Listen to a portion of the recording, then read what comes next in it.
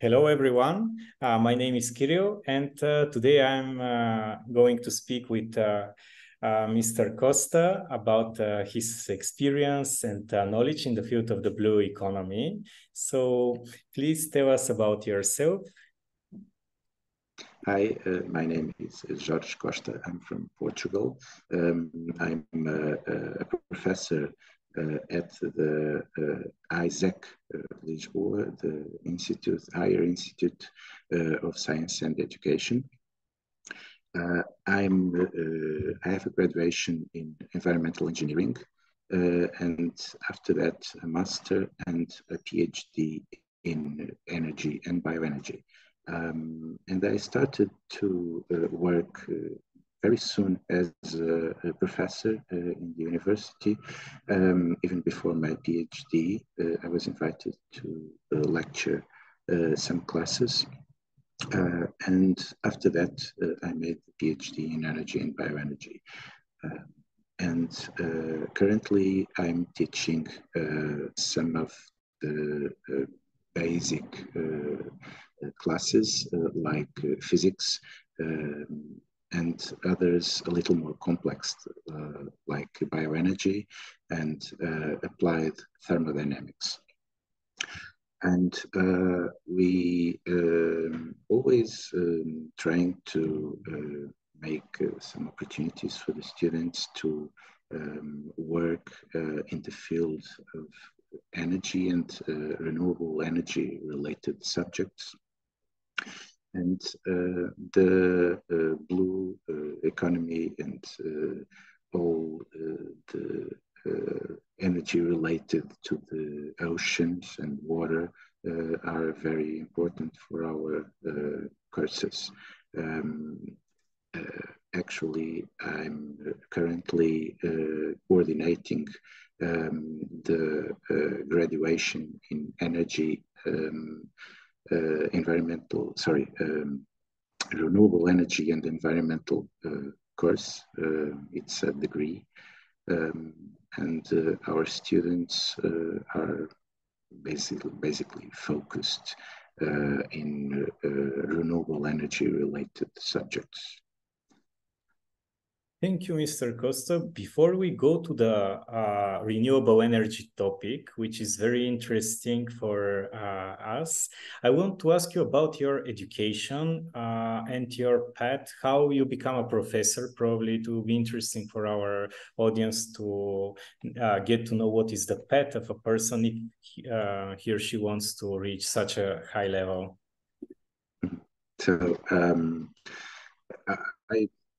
I have been a good student when I was graduating in environmental engineering, and also environmental engineering is a graduation that has a broad knowledge. So it gives you a very broad knowledge.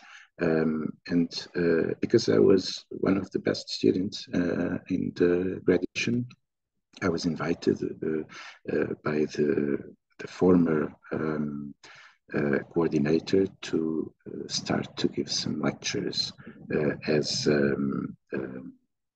not as a professor, but as an assistant. And after that, I think that I liked teaching. It was a very challenging activity. So I liked it very much, and I continue in all those years. I'm teaching since, I guess, the year 2000, so at 23 years. That's impressive. I know that the topic of renewable energy in general and the ocean energy specifically is something new in Europe and specifically in Bulgaria, for example. As far as I know, there is no such faculty teaching exactly this. People cannot graduate in this because it's quite new. Can you tell us, is there an interest among young people to study this topic, and how do you see the development, the future in Europe about the renewable energy, in the more specifically the ocean energy as well? Yes, in fact, it's a very new area, although we all know about the potential of the ocean and all the resources that we can get from the ocean. These courses related to energy or ocean energy are quite new. In our course, we have some lectures about this, but not there's no graduation in Portugal, at least, that is related with this topic. And I think this is a very good opportunity to develop new courses in this area, because the ocean has lots of potential, and we are only using a fraction of all the resources that the ocean can give us. So I think it has a great opportunity for young generations um, to, to to learn about what can they do using the ocean and all the um, issues related to the ocean. As far as I know, this is one of the fastest growing subsectors of the blue economy, and there are many investments and a lot of technologies are going in this direction from the private sector. Do you have information about what exactly professions the private sector is looking for, and maybe some statistics about salaries, like starting for people that are young people with or without education in the field? Yeah, I don't have that data, but as I believe, and most of the statistics demonstrate that people that has more knowledge, that has more studies, can deal and adapt better to all the challenges better than people that don't have graduation, for example. So I think it's a better or a great opportunity to study in this area. Okay, and can you share with us, for example, the course curriculum of the students that are studying this? Because, as I mentioned, we don't have such a mayor in our universities in Bulgaria. Probably it will be interesting for students who are interested in the topic to know a bit more. Is it only theory? Do you have some practical parts of the courses yeah, some more from the inside, if you can share. So we are almost at the same level in our graduation. We have already in our study plan disciplines